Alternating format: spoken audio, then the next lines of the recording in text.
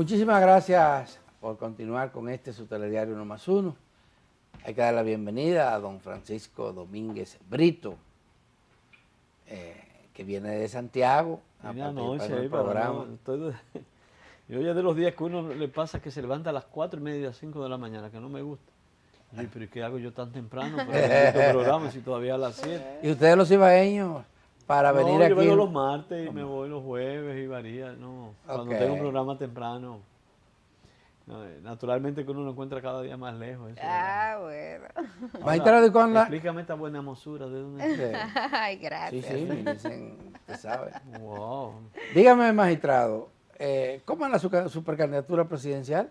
No, todavía en el PLD yo estoy en el proceso de promover primero que este año nos concentremos más en sincerizar, reorganizar toda la estructura. Tú no puedes ir a una batalla sin que tu ejército esté claramente determinado, claramente formado, con líneas estratégicas claras. Pienso que el PLD tiene que concentrarse en eso básicamente este primer año.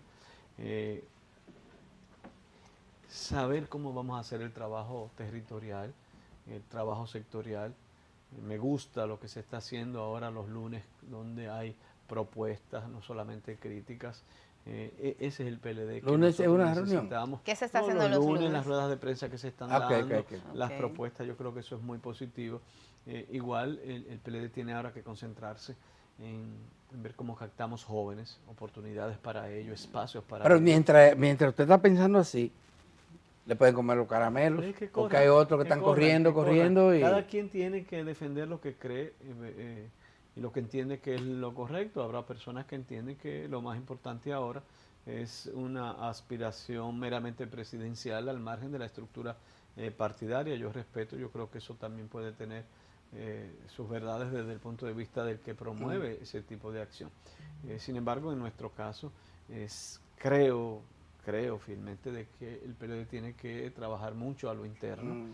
eh, trabajar en qué aspira la sociedad, qué ¿A, espera la a usted sociedad de entonces le nosotros. agrada la decisión que tomó el El Tribunal Tribunal Superior Electoral? Constitucional Electoral, perdón, dio una medida cautelar. Ujú.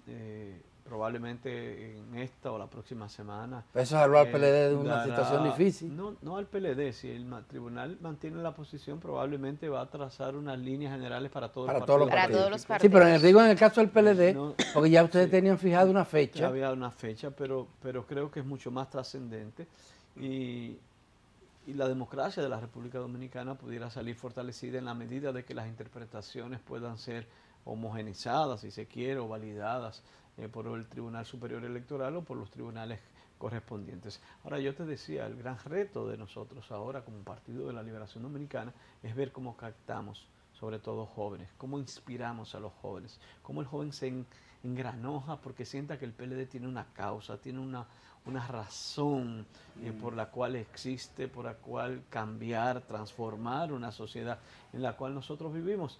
Si no hay eso, es muy difícil para los partidos políticos que puedan crecer, avanzar y desarrollarse. Es más, los partidos políticos que no ingresan jóvenes, que no tienen esa motivación de jóvenes, tienen un futuro bastante sombrío. Y ese es el reto que tenemos. Hay buenos jóvenes líderes en el partido que tenemos que promover, ayudar, impulsar y ojalá que sí, que el PLD vuelva a tener y vamos a Pero el trabajar PLD no se puede quejar. ese esplendor que Ahora siempre mismo su tuvimos, secretario general es un hombre muy joven que ha hecho y un tiene gran a otros... trabajo, lo está haciendo muy bien, con mucha madurez, con Mucho mucha tino. racionalidad, realmente siento mucho orgullo cómo se está manejando y al igual que él tenemos muchos jóvenes en esa misma línea de hombres y mujeres y pienso que por ahí nosotros tenemos que seguir trabajando. Magistrado, sin embargo, bueno, el PLD ha estado haciendo esfuerzo en ese sentido y la composición de su dirección lo Su- indica, ¿verdad? Tiene una presencia significativa de jóvenes, de mujeres, pero lo que dicen las encuestas es de que el PLD está en un tercer lugar, un lejano tercer lugar, No, en la las que preferencia he visto de... nos ponen más o menos empatados con la fuerza del pueblo, pero también, aunque plantea que el PRM tiene eh, como partido, Ujú. digamos, una mayor aceptación, no es menos cierto que se está hablando de casi un 50% de que no dice exactamente por quién quiere, no está Sí, hay decidido, mucha hay mucha indiferencia, indecisión, vemos una decisión. abstención muy grande. Al final de cuentas, la población dominicana va girando a una fidelidad de los partidos políticos hacia otro tipo de fidelidad en propuestas o en coyunturas o en lo que tú quieras, pero va desapareciendo esa fidelidad que antes existía. Eso es peligroso para el sistema de partidos políticos.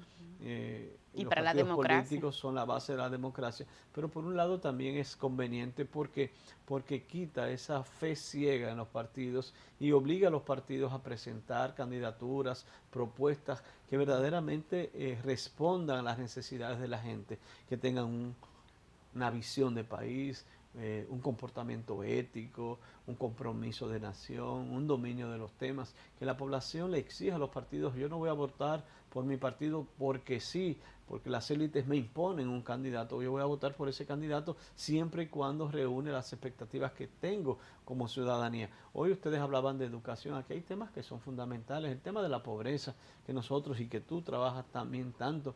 Cuando uno ve los datos son escalofriantes de la República Dominicana.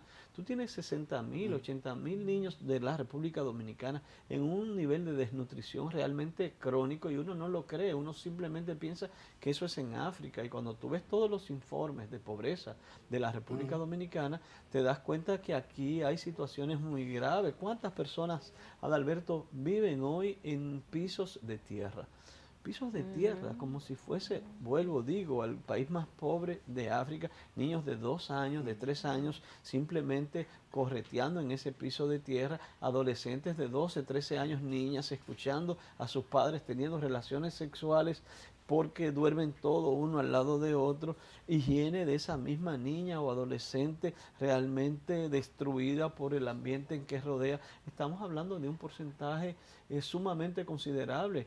La encuesta en hogar, que ustedes conocen perfectamente, está hablando de casi, creo que más de 300.000 personas que viven en esas condiciones en la República Dominicana. 700.000 que ni siquiera tienen inodoros en sus casas y que muchos de ellos ni siquiera tienen letrinas. Esa es una de las realidades que nosotros tenemos hoy en la República Dominicana. Hablar de 700.000 personas que no tienen un inodoro Y realmente es eso crítico. ocurre pese a que se dice que ya la sociedad dominicana es una sociedad de clase media. Y puede ser, y tal vez nos creemos que Pero todo una es clase así. media, ¿verdad? Que vive En un Vulnerable, vaivén, vulnerable. en la misma encuesta habla de que 2.5 millones de dominicanos se encuentran en una situación vulnerable que ante cualquier cambio, Vuelven para cualquier atrás. crisis, Cualquier vuelve brisita para los atrás, tumba. cualquier brisita los Vuelven para tumba. atrás, pero además... Entonces sí, la pobreza Gracias, tiene que Daniel. ser un tema del día a día y el PLD tiene que acoger y nosotros tenemos como políticos y todos los partidos políticos abordar el tema de la pobreza como algo sustancial, como algo que nos motive porque es serio, realmente es grave. Y eso está aquí, uno basta, el que hace política sabe cuando va a cualquier comunidad, a cualquier barrio, y yo recuerdo en algunos momentos que tenía que caminar por la Ciénaga y por muchos de esos sectores y había que ver las condiciones de vida de mucha gente aquí en barrios a menos de 800 metros de la zona colonial en condiciones de la miseria más absoluta que la gente ¿Y en se pueda Santiago? imaginar. En Santiago tú vas a muchísimos lugares, sobre todo cerca del vertedero, en Santiago de Rafey, en muchas áreas en condiciones de pobreza absoluta, pobreza material, y otro tipo de pobreza que todavía es más seria, es esa pobreza, yo no le llamo espiritual, pero va en la línea de la dignidad humana. Gran cantidad de niños que viven con las abuelas, que están desnudos, que no van a las escuelas, que su padre está preso. Yo nunca me olvido de un caso de yo veo un jovencito, un niño de 9, 10 años en una situación física bastante triste y yo le pregunto por sus padres y él me dice, bueno, mi papá está preso y tu mamá, bueno, mi mamá la mató mi papá. Ay, ¿Y con Dios quién tú vives? mío. Yo vivo con mi abuela, pero tú vas a la escuela, no, porque yo tengo que salir a recoger cosas para llevarle algo a mi abuela. Y tú tienes hermanitos, sí, yo tengo una hermanita en silla de ruedas que nació con problemas mentales, físicos, motores y todo.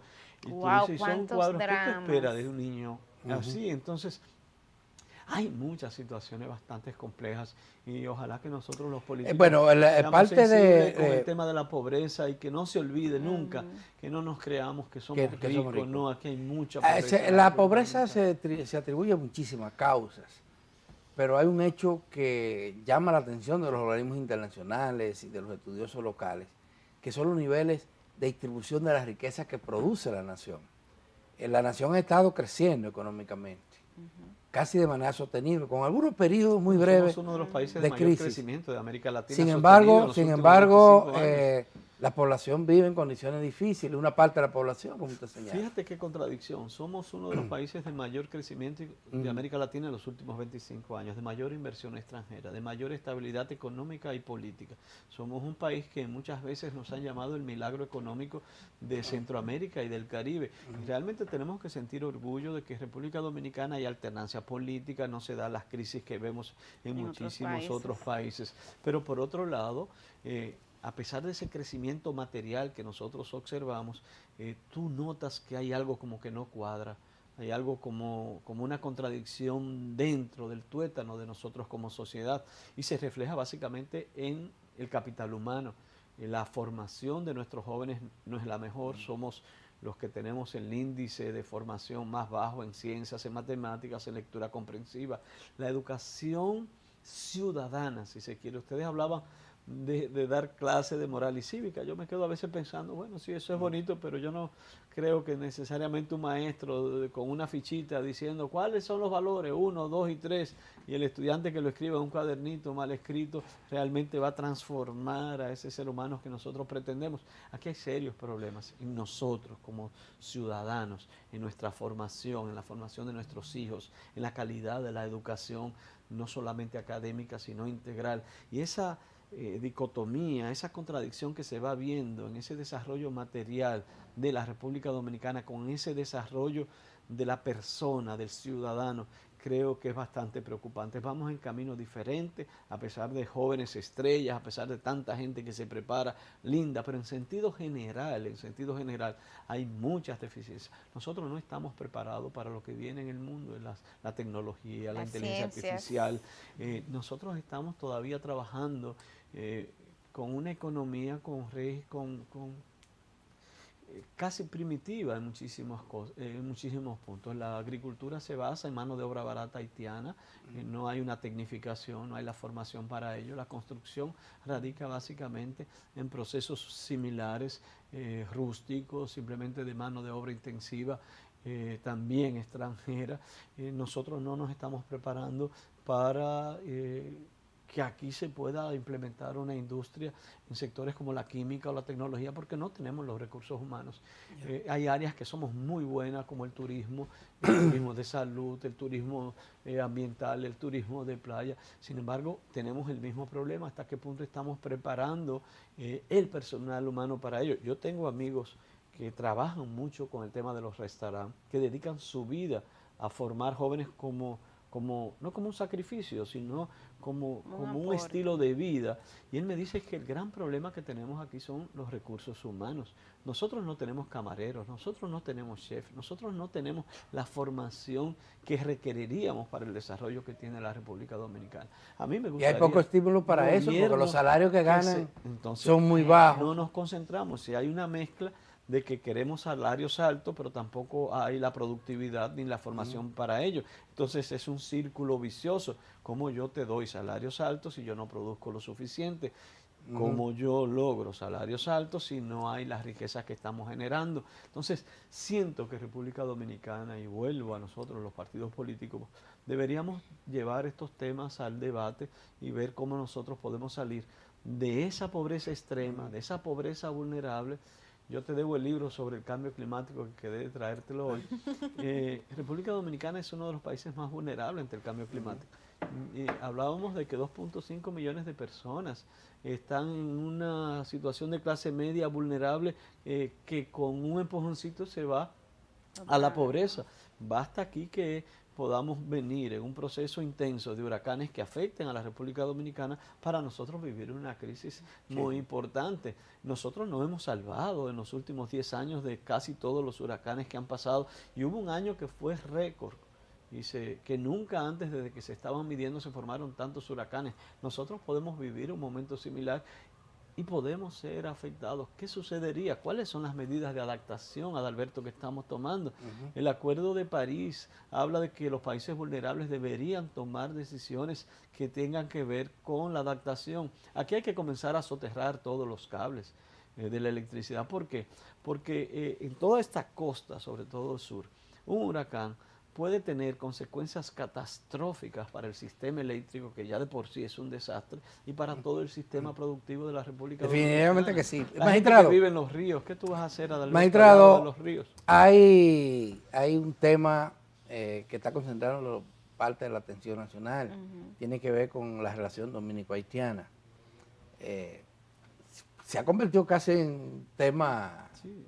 líder. Y ahora Y En más la en el agenda. mundo, porque en el mundo también el tema migratorio. Estados Migratorio. Unidos vive en ¿Cuál la es, crisis, candente. Europa cuál es su posición frente a este tema, que no es nuevo, porque ahora se agudiza más debido que a la no crisis queremos haitiana? tocar El fondo. la verdad de raíz. La raíz es que la corrupción en la frontera es enorme, que el tráfico ilícito de migrantes nutre toda una mafia durante años y años, que por un lado nuestros gobiernos impulsaron la entrada de migrantes con el único fin de que sirva de enriquecimiento a la clase política mediante la venta de los visados, y que los que no entraban por esa línea, que legal, cultural, tradicional, si se quiere, no voy a juzgar, pero cuestionada desde el punto de vista político y de nación, y los que no entraban de manera ilegal simplemente sobornando.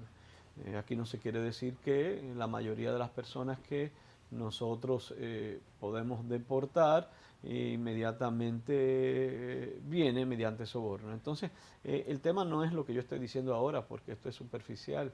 El tema es que, superficial entre comillas, para no, pero el tema más profundo ya es el humano. Entonces nosotros vamos generando una cultura de odio, una cultura de resentimiento, que nos obliga a tomar medidas, entre comillas, para deportar, y en el fondo esas medidas simplemente para enriquecerme. No sé si me doy a entender, simplemente yo fomento el odio para que yo pueda tener más dinero en las mafias. Yo dejo entrar muchos ciudadanos mediante mafias, y yo hago que tú te pongas molesto como ciudadano o preocupado como ciudadano para que yo tenga que deportar y luego entrar. Bueno, pues Entonces, eso puede ocurrir no, en eso los tiene partidos 40 políticos, en años, el gobierno, 50 años, eso es una pero no es cultura. una voluntad desde arriba de los No, es gobiernos. una tradición, es una cultura. Si no es una voluntad expresa, como creo que no lo es, pero no deja de ser una aprobación tácita de una cultura de mafia que ha prevalecido en la Y República como Dominicana, resultado en la de frontera. eso, magistrado, tenemos Entonces, en ¿qué el tú tienes país que hacer? Tú a tienes- cientos de miles de Mira, haitianos. ¿Qué vamos a hacer? Yo primero lo que siempre digo, nunca caigamos los dominicanos en una cultura de odio. Nunca. Seamos siempre el país más solidario como somos los dominicanos y las dominicanas. Siempre la mano a quien lo necesita. Eso caracteriza al pueblo, y me da miedo a veces que nos quieran llevar a pensar de manera diferente. Yo creo que eso está por encima de cualquier punto. Lo segundo, es verdad, la República Dominicana no puede con la cantidad de migrantes que nosotros tenemos. Y para eso simplemente hay que poner orden en la frontera. La idea no es deportar, la idea es que no entren de manera indiscriminada. Hay que tomar decisiones. Hay que renovar el CEFRON, hay que poner el polígrafo a los militares que están ahí, hay que producir una unificación familiar, si se quiere, del personal para que tenga cierto confort, cierta tranquilidad emocional de los militares que están ahí. Hay que crear las condiciones de vida para que sus hijos y sus familias puedan tener tranquilidad, los que están custodiando la frontera, pero tiene que haber sanciones muy fuertes contra el general, el teniente o el capitán que simplemente está recibiendo dinero para que se produzca ese tráfico ilícito de migrantes. Luego hay medidas estructurales. Aquí han dicho que hay que regularizar la mano de obra haitiana como si fuera la prioridad. Y yo digo, no, la prioridad tiene que ser que podamos dominicanizar lo que es esa mano de obra. ¿Cómo? mediante la tecnificación, lo que yo decía al principio, cómo tecnificamos lo más posible la agricultura, cómo tecnificamos lo más posible la construcción, cómo nosotros podemos pasar. Yo nunca me olvido un artículo de Bernardo Vega, hace 15, 20 años que lo leí, de lamentablemente en todos los países del mundo, cuando hay una mano de obra muy barata extranjera, esos países difícilmente pueden superar los niveles de productividad porque no tecnifican, no se preparan, simplemente trabajan de manera rudimentaria. Eso es un problema estructural que tiene la construcción y que tiene la agricultura en la República Dominicana. Pero Entonces, ese ¿cómo proceso de tecnificar? tecnificación lleva tiempo. Y Lleva al día de tiempo. hoy tenemos sectores productivos que son claves, tanto en el sector agropecuario, el sector construcción, que están con el grito al cielo porque en el caso de los bananeros dicen que se les está perdiendo su cosecha porque no tienen esa mano de obra. Bueno, ¿Qué hacer en el corto y no plazo, solo eso, en magistrado? corto plazo, tú te estás encontrando un tema cultural y pasa con el tema de los bananeros y pasa con el tema Con de el los arroz, tabaqueros, con el tabaco. y pasa con todo. Y Primero, eso está en su quienes provincia. están dirigiendo o son dueños de esas propiedades, tenemos un serio problema que los hijos, nadie quiere seguir en la línea de la agricultura, se hacen médicos, lo comprendo, se quieren ir fuera del país, lo comprendo, quieren O venir a la capital. tienen expectativas diferentes sobre la vida. Igual, no necesariamente el que dirige la agricultura de hoy es el que lo hacía antes, que se involucraba en el campo, tiene una posición un poco más gerencial y en otros casos un poco distante. El tema de los bananeros necesariamente tendrá que buscar otros mecanismos que impliquen Pero ¿cuáles son esos tecnificación. mecanismos? Mira, Ahora mismo, mira, ¿qué hacemos mira, con esas cosechas? Tú no puedes negarte a regularizar mano de obra, no. Yo no digo que tú tengas que negarte. Lo que yo digo que esa no debe ser tu prioridad. Es simplemente en la jerarquía de prioridades tú estableces. Bueno, cuál pero es tu lo que jerarquía. está en discusión es lo siguiente. Hay que deportar a todos los ilegales. Es un término que no se usa en los países desarrollados, o sea, indocumentados. Indocumentados, claro. Pero resulta que aquí no se documenta a esa mano de obra que reclaman algunos sectores para la construcción, para las viviendas, para la agricultura. No se documenta, no hay un sistema de Sí, documentación. pero tampoco con el tema migratorio tú puedes venir y decir, bueno, yo no puedo y que siga todo el caos y que siga todo el desorden. No puede ser así, tú tienes que trazar una política. Con los bananeros tú tienes que trazar una política de dominicanización de todo el tema de la recolección. El tema de los bananeros es más complejo, no es solo mano de obra, hay otros temas que tienen que ver con el cambio climático, con las plagas que están llegando a los bananos, con la competencia de países como Colombia y otros lugares más. Ahí hay otros tipos de problemas que no solamente es la Claro mano que de sí. obra, no nos vayamos solamente por ahí, pero igual sucede con otros sectores productivos. Yo estoy consciente y aquí hay que estar consciente de que si no hay mano de obra haitiana, probablemente en este momento de manera inmediata República Dominicana colapsa en términos de lo que es la producción agropecuaria de la República Dominicana. Pero la idea no es yo venir a lamentarme aquí, Claro. la idea es que haya un plan, ¿qué yo voy a hacer? ¿Usted cree que ¿Cómo podría lo voy a surgir un hacer? plan, Pero es que plan tiene que surgir en, un plan. en las discusiones Por que ejemplo, se el están corte de iniciando caña. ahora en el centro? El En el corte de CES. caña de azúcar. En todos los países del mundo, cada día eso está mecanizado. Yo estoy viendo cómo se... Pero comenzó usted, magistrado, nuevamente a sabe también mecanizar que la agricultura dominicana se ha ido modernizando con el tiempo. Pero de una eso manera requiere muy mucho lenta. tiempo. Yo te puedo poner... Porque ya el arroz se recolecta Alberto, en máquina. No. Yo que soy fanático con eso. Tú sabes que yo soy admirador de Oliverio Espaillat. Sí. Uno de los arroceros. Ah, bueno, vaya a esa finca para que vea todo No, yo fui hace mecanizado. mucho y cuando todavía no se hablaba pero de tiene eso. mano de obra. Pero es él. Pero no es verdad que el corte de arroz en la República Dominicana se está tecnificando como debería ser. El corte, por ejemplo, del tabaco, realmente es mano de obra haitiana. Y tú te fijas, en estos días estaba con un productor de tabaco y comenzamos a curiosear en internet sobre las maquinarias de corte de las hojas de tabaco.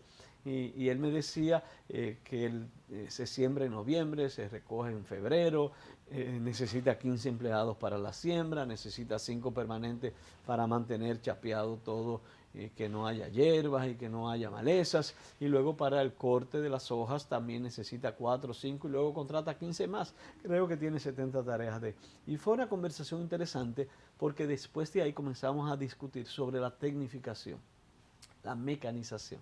Y cómo con una sola máquina yo puedo hacer todo ese trabajo. Y cómo yo pudiera con 1 o 2 jóvenes prepararlo, formarlo en el manejo de esas máquinas y nosotros lograr todo ello. Entonces fíjate que es un poco ponerle pasión, es más cómodo tal vez seguir con una tradición, seguir haciendo las cosas igual y venir con Ayarta y Movimiento y decir que yo estoy haciendo algo, pero no, yo creo que nosotros tenemos que atrevernos realmente a un cambio sustancial en términos de dominicanización de mano de obra, que tampoco es el objetivo.